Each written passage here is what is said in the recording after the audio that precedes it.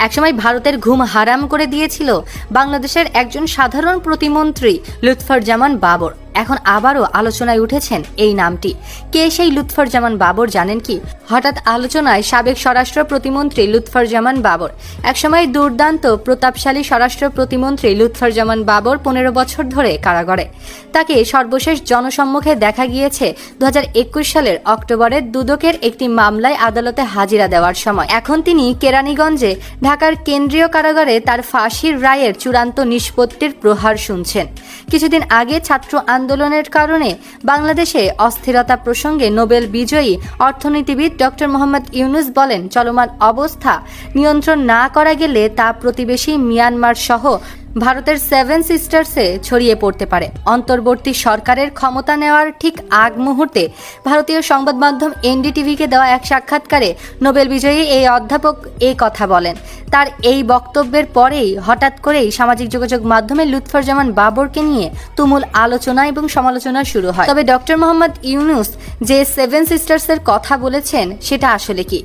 কেনই বা বাংলাদেশের অস্থিরতা তৈরি হলে 7 সিস্টার্সে তার প্রভাব পড়বে?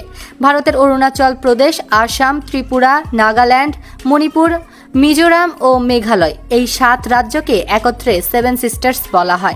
অনেকেই মনে করেন লুৎফর-জামান বাবর ভারত সরকারের কাছে একটি আতঙ্কের নাম। লুৎফর-জামান বাবর 7 সিস্টারে বিদ্রোহী দল বানিয়ে দিয়ে ভারতে অস্থিতিশীল করে দিয়েছিলেন। চীন, পাকিস্তান মিলে ভারতের যতটুকু ক্ষতি করতে পারেনি তার চেয়ে বেশি লুৎফর-জামান বাবর করতে পেরেছিলেন।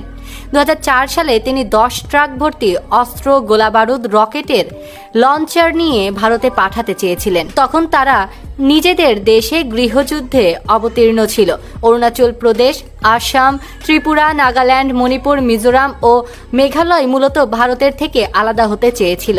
আর সেখানে আন্দোলনকারীদের 10 ট্রাক অস্ত্র সরবরাহ করতে চেয়েছিলেন এই লুৎফর-জামান বাবর। কিন্তু শেষ পর্যন্ত সেটি করে উঠতে পারেনি লুৎফর-জামান। এখন আসা যাক লুৎফর-জামান বাবর প্রসঙ্গে। 1958 সালের 10 অক্টোবর জন্মগ্রহণ করেন লুৎফর-জামান বাবর। তার প্রাতিষ্ঠানিক শিক্ষা HSC পর্যন্ত। 1951 সালে প্রথমবারের মতো নেত্রকোনা থেকে সংসদ সদস্য নির্বাচিত হন বাবর। এরপর 1996 সালে 15 ফেব্রুয়ারির বিতর্কিত নির্বাচনেও তিনি সংসদ সদস্য নির্বাচিত হয়েছিলেন। সর্বশেষ 2001 সালে লুৎফর-জামান বাবর নেত্রকোনার একটি আসন থেকে সংসদ সদস্য হিসেবে নির্বাচিত হন। 2001 সালে বিএনপির নেতৃত্বাধীন জোট সরকার গঠন করার পর যে কয়েকজন ব্যক্তি প্রবল ক্ষমতাবান হয়ে ওঠেন তাদের মধ্যে লুৎফর-জামান বাবর ছিলেন অন্যতম। 2004 সালে ধরা পড়া 10 ট্রাক অস্ত্রের চালান মামলায় 3 অক্টোবর 2010 সালে 10 ট্রাক অস্ত্র মামলায় শোন অ্যারেস্ট দেখানো হয় বাবরকে। এই মামলায়ও তাকে মৃত্যুদণ্ড দেওয়া হয়। খালেদা জিয়ার সরকারের সময় প্রবল অস্বস্তি তৈরি করেছিল এই 10 ট্রাক সমপরিমাণ অস্ত্র উদ্ধারের বিষয়টি।